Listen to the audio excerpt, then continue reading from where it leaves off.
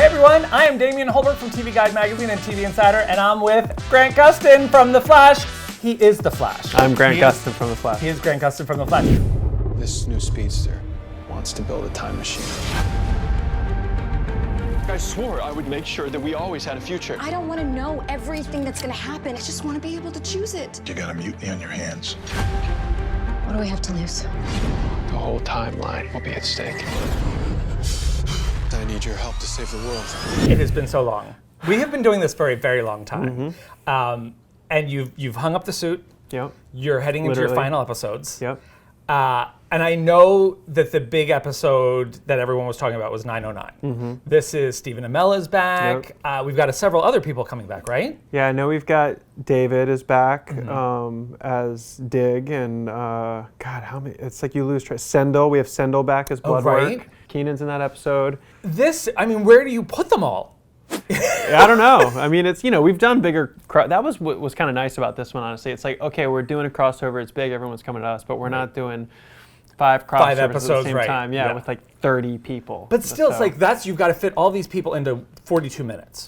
Yeah, but this really did kind of feel like nothing compared to the other stuff. What is the story? What brings Oliver Queen's? God, now you're really testing me. Yeah. So yeah, the Bloodwork is pretty much what's driving the whole thing. I mean, because if the Last Temptation of Barry Allen that we did in season, it's one of my favorite episodes. I think it was Chad Lowe's first episode that he directed. Wow, it took him forever to get. Yeah. I mean, he directs everything. Yeah, I love him. Yeah, no, he did a great job with it. It's one of my favorite conceptual episodes. So Bloodwork's cool in that regard because we're able to kind of he gets you in your head. Right. So you're not sure what's real and what's not real, and that's how we initially are able to bring Oliver back. Okay. And that's not to say that it's not real, but Bloodwork is kind of what kicks that off. All right, and how was it working with Stephen again? Great. It had been a while. I mean, well, I was a part of his last episode, I think, or maybe not his very last episode, but definitely that last big crossover in his last season. And so that was almost 4 years ago that he finished. Because I was thinking about this, and ever since Dig left town and Oliver kind of transcended, no one's had to go to Star City to fix any crises. So we're the problem, is what you're saying? The heroes are the problem? Well, I'm thinking at least Oliver and Dig may have been. Like, nobody's come in and said, like, oh my God, we've got this thing in Star City, and any of the remaining Arrowverse people had to run over there. They're all fine over there. I've also felt this way. I mean, about Flash, in Central City, it's like, why are all of these rogues just come? It's like right. It's like Gotham City. Like, why do these people continue to live there? Yeah. Like, it's clearly Batman draws them in. Exactly. Yeah. And so maybe, and also like Jitters.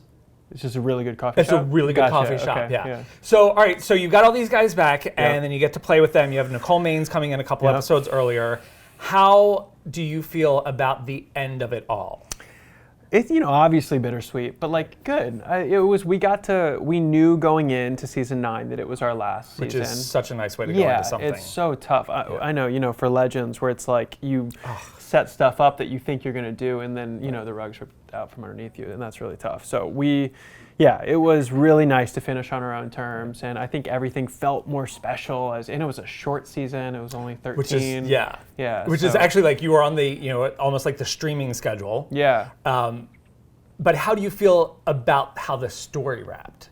Like, did you have a say in where everything landed? Not really. I mean, I probably could have had more of one. I had kind of always stayed out of it. Because I'm not a writer. I've always I've tried to take care of very specific Barry things over the years, But as far as story is concerned, I've kind of always let, whether it was, Todd Helbing or Eric Wallace, just kind of take the reins. And how do you think the fans will feel about it? Because I don't think you can ever please everyone when you do, especially it's like you've gone 9 years, and we're talking about a passionate superhero fan base. Yes. So, and how many timelines need to kind of be tied up and repaired and you said right. Yeah, well, we kept it, as far as timelines are concerned, as clean as possible for this last season, because let's focus, on these guys instead of, but it's, I think especially the last couple, I think Eric and the writers did a really good job of bookending some really important stuff from season 1. So I got some of my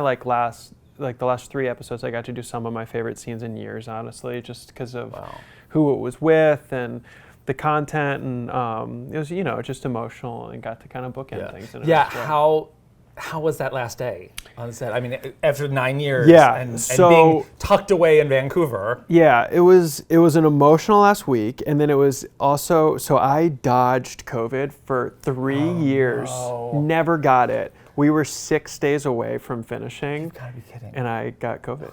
So we had to, they kept it going as much as they could. And it was a heavy episode for me for the most part. I think so. So they cobbled together a schedule, and we were able to keep working. I was out 10 days because I just kept testing positive. So I was out for like 10 plus days. And when I was finally able to come back, I was just wall to wall, obviously, so because I had missed so many days. And then everybody else finished on a Friday. So Thursday and Friday, I got to see, the entire cast, which was actually really, I loved it because I was just like an observer of them and getting to watch this moment. And they were, so many tears. And then my last day was a Saturday because we had to like tack it on.